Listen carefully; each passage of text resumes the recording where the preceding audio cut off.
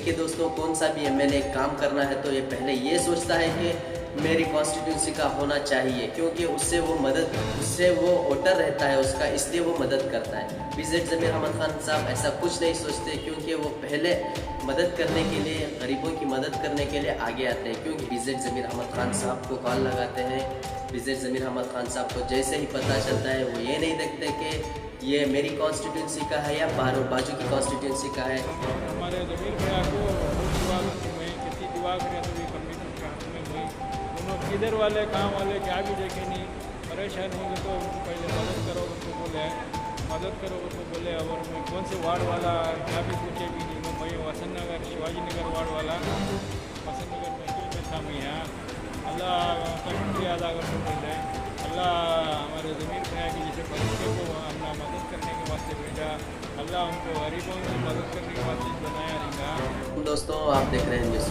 बेंगलुरु शहर के वसंत नगर में रहने वाले आरिफ खान साहब अपनी फैमिली को लेकर कुछ दिन पहले उम्रा के लिए जाते हैं। उम्रा को जाने के बाद उनके साथ एक ऐसा हादसा होता है कि वो घबरा जाते हैं। जी हाँ दोस्तों, उनकी बीवी की तबीयत बहुत नासाज हो जाती है, बेहोश होकर नीचे पड़ जाते हैं।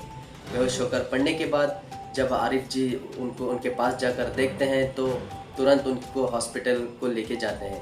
लेके जाने के बाद वहाँ के डॉक्टरों सब चेक करके बोलते हैं उनकी बीवी को पैरालाइज हो चुका है, और उसके बाद वो ये भी कहते हैं कि इनकी बीवी कोमा में जा चुकी है।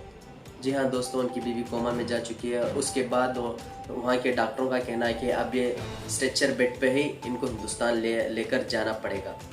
ये सुनकर आरिफ जी बहुत घबरा जाते हैं, क्योंकि देखिए दोस्तों, ये मामूली बात नहीं है कि एक स्ट्रेचर बेड से एक पेशेंट को हिंदुस्तान लाने के लिए, क्योंकि बहुत सारे पैसों की ज़रूरत होती है। देखिए दोस्तों, स्ट्रेचर बेड का मतलब यह है कि जब हम फ्लाइट में स्ट्रेचर बेड लेकर जाते हैं तो 3 या 4 सीट का जगह वो संभाल लेते हैं, इसलिए फिर 3 या 4 गुना बढ़ जाता है।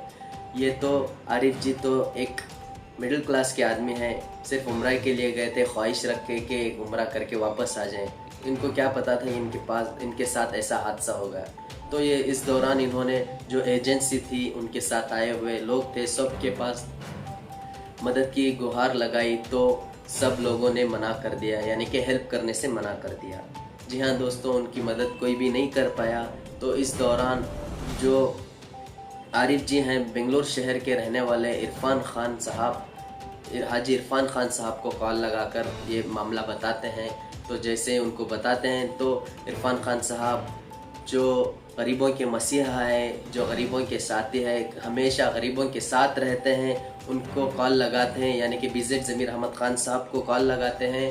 बीजेड ज़मीर अहमद खान साहब को जैसे ही पता चलता है वो ये नहीं देखते कि ये मेरी कॉन्स्टिट्यूंसी का है या बाजू की कॉन्स्टिट्यूंसी का है। देखिए दोस्तों, कौन सा भी एमएलए काम करना है तो ये पहले ये सोचता है कि मेरी कॉन्स्टिट्यूंसी का होना चाहिए, क्योंकि उससे वो वोटर रहता है उसका, इसलिए वो मदद करता है। बीजेड ज़मीर अहमद खान साहब ऐसा कुछ नहीं सोचते, क्योंकि वो पहले मदद करने के लिए, गरीबों की मदद करने के लिए आगे आते हैं, क्योंकि वो उनके दिल में अल्लाह का डर है, अल्लाह को साथ में लेकर चलते हैं। बीजेड ज़मीर अहमद खान साहब एक बहुत अच्छे इंसान है। अल्लाह हमेशा बीजेड ज़मीर अहमद खान साहब उनकी उम्र में इजाफा करे, क्योंकि देखिए दोस्तों, हमेशा गरीबों की मदद करते हैं, और किसी की भी ज़रूरत है तो वही आकर मदद करते हैं। क्योंकि देखिए दोस्तों, इसी तरीके से जो आरिफ खान साहब अपनी बीवी को लेकर सऊदी अरबिया में अटक गए थे, यानी कि फंस गए थे, उनकी मदद करने के लिए आगे आए हैं। देखिए दोस्तों, ये मामूली बात नहीं है कि जो शख्स है मिडिल क्लास का है और बीजेड ज़मीर अहमद खान साहब उनको मदद करने के लिए आगे आए हैं, ये मामूली बात नहीं है। क्योंकि देखिए दोस्तों, 1 लाख 2 लाख की बात नहीं है, 8 या 8.5 लाख रुपए की बात है। तो बहुत सारे लोगों के पास माल है लेकिन दिल नहीं है। इसी तरीके से बीजेड ज़मीर अहमद खान साहब को अल्लाह ने माल भी दिया है और बहुत बड़ा दिल भी दिया है, क्योंकि ये हमेशा कुछ ना कुछ अच्छे काम करते ही रहते हैं। एक हिंदुस्तानी के नाते बहुत सारों की मदद करते हुए आगे आते हैं। इसी दौरान आरिफ खान साहब की भी इन्होंने खुलकर मदद की है, बहुत अच्छे तरीके से। आप देख सकते हैं कि इस वीडियो में आरिफ खान साहब ने भी उनके लिए, बीजेड ज़मीर अहमद खान साहब के लिए दुआएं की है, और आरिफ खान साहब का कहना है कि बीजेड ज़मीर अहमद खान साहब को अल्लाह उनकी उम्र में इजाफा करे। और इसके बाद बीजेड ज़मीर अहमद खान साहब ने ये भी बताया कि जब इनकी टिकट बनवाई गई, जो फरवरी में आने वाले हैं, आने के बाद इधर भी उनका इलाज कराएंगे और इधर पे विज़िट ज़मीर अहमद ख़ान साहब की जानिब से एक हॉस्पिटल का बेड भी बुक हो चुका है। तो चलिए जानते हैं आरिफ खान साहब ने क्या बोला। अस्सलाम वालेकुम रहमतुल्लाहि व बरकातुहू। मैं आपको यहाँ बहुत मुश्किल में था। मैं यहाँ अल्लाह का शुक्रिया अदा करता हूँ। पहले अल्लाह हमारे ज़मीर भैया की जिसे फरिश्ते को अपना मदद करने के वास्ते भेजा, अल्लाह उनको गरीबों की मदद करने के वास्ते बनाया रहेगा।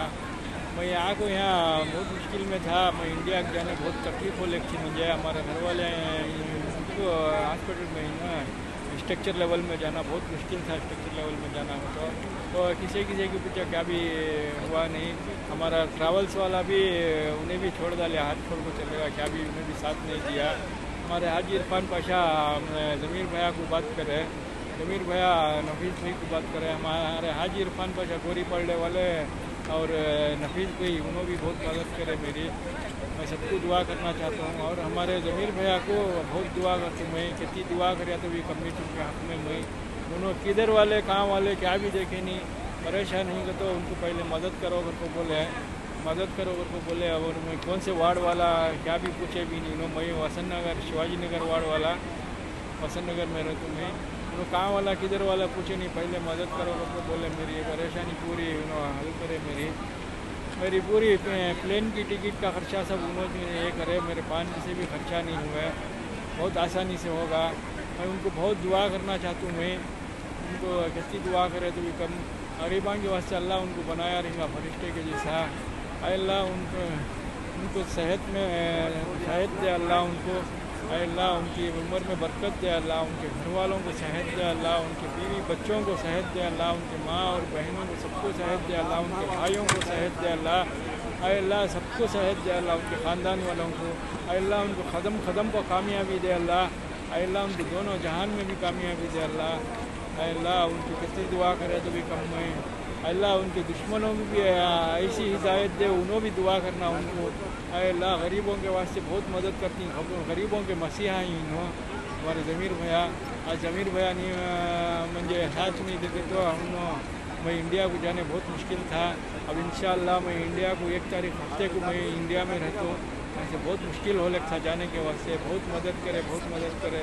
मैं हर नमाज में इंशाअल्लाह उनको मैं दुआ करती हूँ। मैं हर नमाज में दुआ करती हूँ इंशाअल्लाह।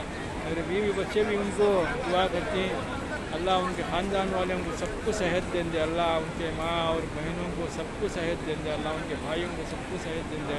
हमारे ज़मीर भैया की उम्र में बरकत दें दे अल्लाह। अल्लाह ऐसा गरीबां की मदद करती हैं उन्होंने ये बेंगलुरु में कर्नाटका में करती को सुनिया था मैं मदद। और उन्होंने यहाँ सऊदी में भी 7 समंदर पार, इधर भी परदेश में भी मदद करे। उन्होंने परदेश में आपको बहुत मुश्किल होता है। यहाँ ये अकेला आदमी रहना है, अकेला आदमी बहुत साथ दिए उन्होंने। उनकी हिम्मत से मैं आज हूँ इंशाअल्लाह। उनकी कितनी दुआ करे तो भी कम। अल्लाह उसका हजर अल्लाह उनको देता है।